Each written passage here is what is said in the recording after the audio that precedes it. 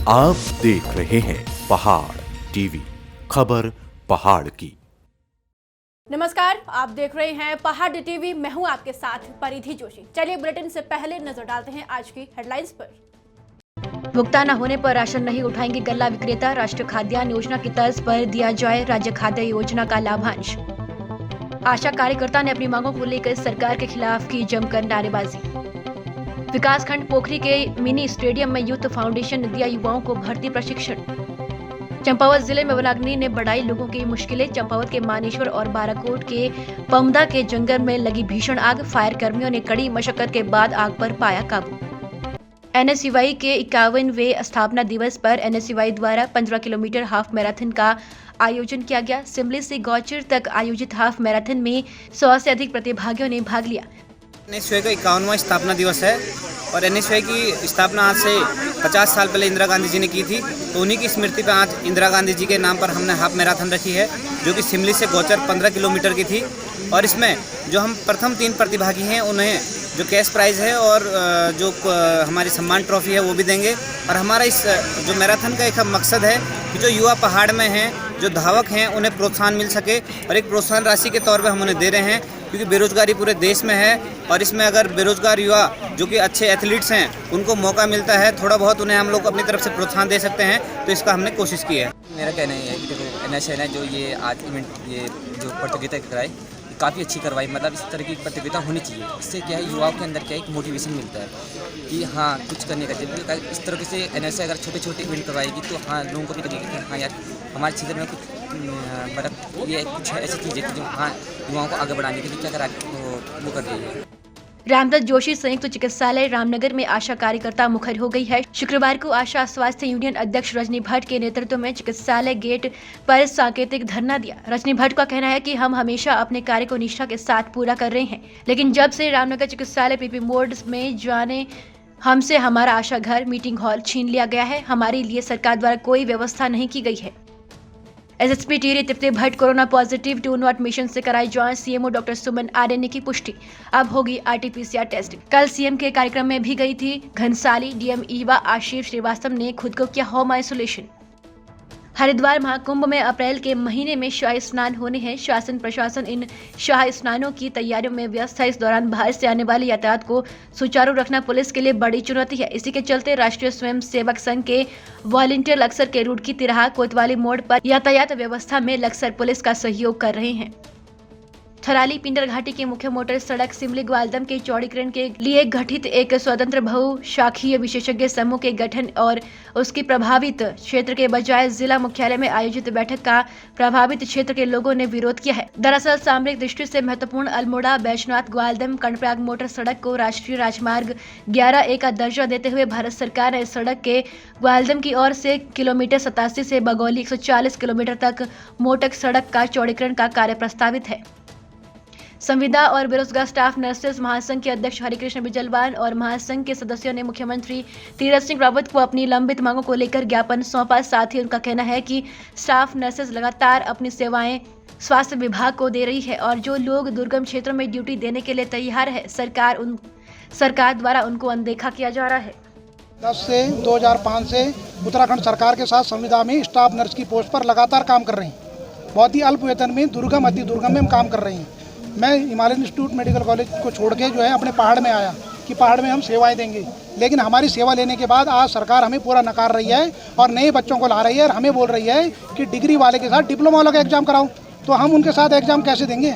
हमें ये बताइए, समानता का अधिकार कहाँ गया? हम पहले भी पूर्व मुख्यमंत्री श्री त्रिवेंद्र सिंह रावत जी से मिले, अपनी पीड़ा बताई। आज हम यहाँ पर घनसाली में श्री शक्तिलाल शाह जी माननीय हमारे जो विधायक हैं उनके माध्यम से श्री तीरथ सिंह रावत जी से मिले और हमने उनको अपनी पीड़ा बताई। और हमारा एग्ज़ाम 18 तारीख को है और आज 8 तारीख हो चुके हैं। हमारी सरकार से पुरजोर ये विनती है कि तुरंत इस एग्ज़ाम को कैंसिल किया जाए और नियमावली में संशोधन किया जाए। उत्तराखंड में आने वाले 2022 के विधानसभा चुनाव के लिए अपने जनाधार को मजबूत करने का सिलसिला आम आदमी पार्टी द्वारा लगातार जारी है। आप पार्टी के जिला अध्यक्ष संतोष कबड़वाल ने कहा कि जहां आम जनता महंगाई कुशासन से परेशान है, वहीं तीसरे विकल्प के रूप में आने वाले विधानसभा चुनाव में आम जनता आम आदमी पार्टी को देख रही है। देखिए, आज आम आदमी पार्टी के कार्यालय का उद्घाटन भी था और हमने विधानसभा स्तर पर कुछ पदाधिकारियों की नियुक्ति भी यहाँ पर करनी थी। तो उसी परिप्रेक्ष्य में ये आज का कार्यक्रम हुआ है और सारे कार्यकर्ता यहाँ पर इकट्ठे हुए हैं। इनसे परिचय भी हुआ है, संवाद भी हुआ है, अपनी बात भी इनसे कही है। अरविंद केजरीवाल जी के जो विचारधारा है उसको जन जन से कैसे जोड़ना है उसके बारे में भी सारे कार्यकर्ताओं को बताया गया है और डोर टू डोर कैंपेनिंग के बारे में भी आगे इनको। जिला सहकारी सस्ता गल्ला विक्रेताओं ने कोरोना काल में राशन उठान का भुगतान न होने पर 15 मई के बाद राशन न उठाने का निर्णय लिया है। इस मौके पर नई कार्यकारिणी का गठन किया है, जिसमें सर्वसम्मति से अंशुल जगवान को सरकारी सस्ता गल्ला विक्रेता संघ का अध्यक्ष नियुक्त किया गया, जबकि महामंत्री की जिम्मेदारी सुरेश चंद्र जोशी को सौंपी गई। वहीं उत्तराखंड क्रांति दल के युवा अध्यक्ष मोहित डिमरी ने सस्ता गल्ला विक्रेताओं की मांगों को अपना पूर्ण समर्थन दिया। केंद्र सरकार की ओर से जो ये गरीब जन कल्याण योजना और प्रवासियों का जो राशन उठान किया गया था डीलरों के द्वारा, उसका भुगतान अभी तक नहीं किया गया और केंद्र सरकार ने इस भुगतान को देना था, लेकिन केंद्र सरकार ने जो है राज्य सरकार को तो ये पैसा दे दिया, लेकिन राज्य सरकार जो है डीलरों के साथ खिलवाड़ कर रही है और डीलरों का जो है प्रत्येक गरीब आदमी के साथ, प्रत्येक ग्रामवासी के साथ जो है आना जाना उठना बैठना होता है और पूरे गांव में जो है प्रत्येक यूनिट के साथ मेल मिलाप होता है और प्रत्येक गरीब परिवार की स्थिति को डीलर जानता है। लेकिन तब भी जो है इस राज्य सरकार ने जो है डीलरों के साथ ये कुठाराघात किया है और आने वाले समय में यदि ऐसी स्थिति रही तो 2022 का जो चुनाव होगा डीलर जो है उनका सख्त से सख्त विरोध करेंगे। जिस सरकार द्वारा चलित योजना का जो हमने खाद्यान्न बांटा उसका सरकार ने हमें उसके एवज में जो लाभांश भाड़ा देती थी वो दे दिया, अपना श्रेय ले लिया और हमसे सौतेला व्यवहार कर दिया। और हमारी दूसरी मांग रही जो हमारा ऑनलाइन का कार्य होता है प्रति माह, उसका नेट का खर्चा जो होता है वो हमें दिया नहीं जाता है और बार बार सरकार द्वारा प्रेशर किया जाता है प्रत्येक व्यापारी को कि ऑनलाइन करो, जो कि सरासर गलत है। हमारा पिछला वर्ष का एमडीएम खाद्यान्न जो हम स्कूलों तक भेजते हैं उसको भेजा गया, किंतु उसका किराया भाड़ा हमें नहीं दिया गया। कुछ गोदाम हमारे ऐसे भी रह गए जहां पुराना भुगतान भी रह गया है, बहुत पुराना भुगतान है, कई वर्षों से लंबित पड़ा हुआ है मामला।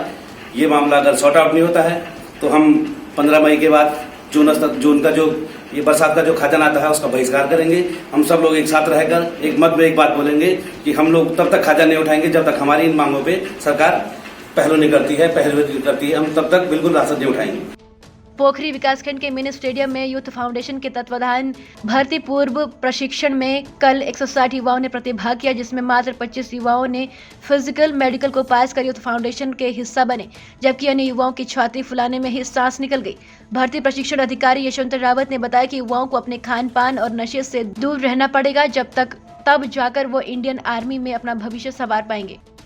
फाउंडेशन के संस्थापक कर्नल अजय कोटियाल साहब, कीर्ति चक्र, शौर्य चक्र, विशिष्ट सेवा मेडल साहब के द्वारा पूरे चमोली जनपद में भर्ती पूर्व प्रशिक्षण निःशुल्क शिविर चलाए जा रहे हैं और जिनमें चमोली जनपद के 9 के 9 ब्लॉकों में यह प्रक्रिया चली और इसमें जो मानक दंडों में जो युवा फिट बैठे हैं उनका चयन किया गया।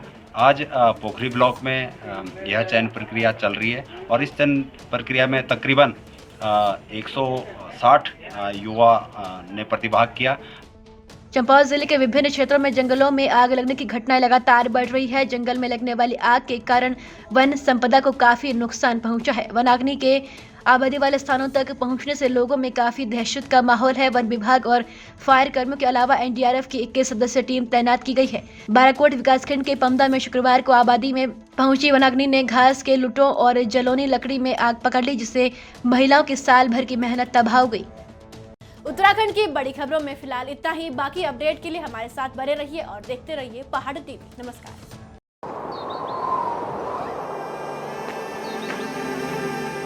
है बेखौफ उम्मीद का रंग।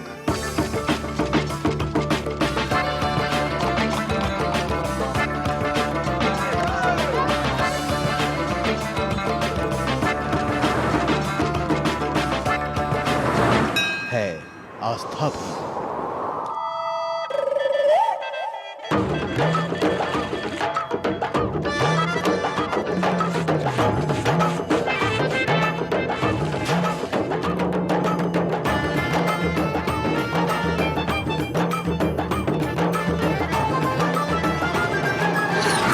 ये है मेरा उत्तराखंड।